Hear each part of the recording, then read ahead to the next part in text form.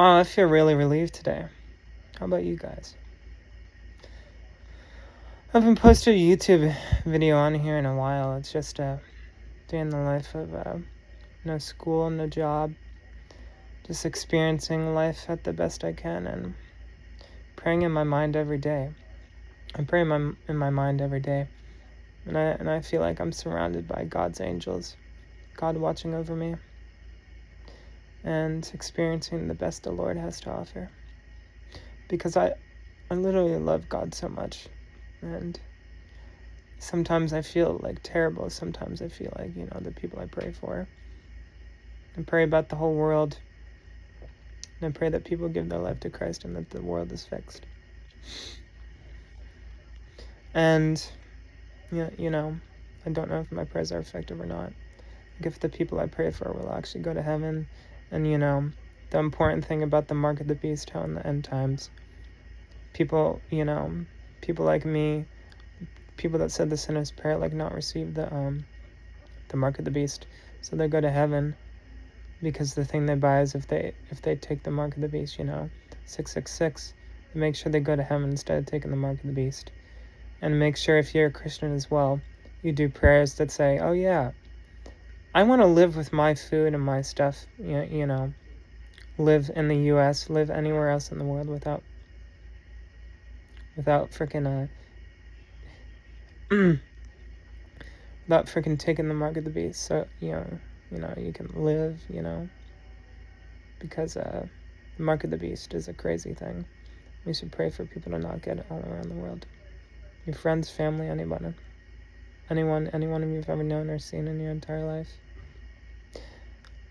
Make sure that you are safe. You're bound for safety in this future, and that you live a happy and glorious life.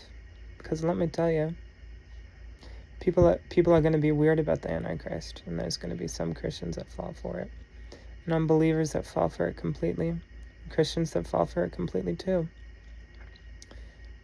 And I also want to say that my dad and I think some people at my church actually believe there's like a second rapture.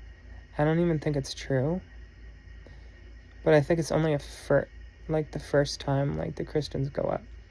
I think it's only that, because I'm like, why would God give like us believers like a second chance? That doesn't make any sense. Suffer through the Antichrist tribulation for 7 years, and then sin in the wrong way before the first time the Christians go up, or Christians that haven't said the sinner's prayer. Like, why? Well, that actually kind of does make sense. The second rapture kind of does make sense, because like, imagine how many Christians are sitting in church and haven't said the sinner's prayer every time. Like, not every pastor at every non-denominational Christian church, or like Catholic church, or any other kind of, part of the Christianity thing. It's like, why would every pastor say the sinner's prayer after they said the message? So basically, just pray for every single pastor to say make sure everyone in the church, when they go to Sunday service, whenever service, what day they go on, say the sinner's prayer. Amen. That's really good thinking, All right, and I pray that everyone that watches this video has the best possible. They're relieved and they're quenched in the holy water inside their digestive system. Amen. And that you could ever possibly live the best life you can. Because I'm telling you, I'm on a spiritual journey right now, and I want every second of this video to heal your mind completely. Amen. And no one should have to go through a bad experience living on this earth. No one needs to suffer. Amen.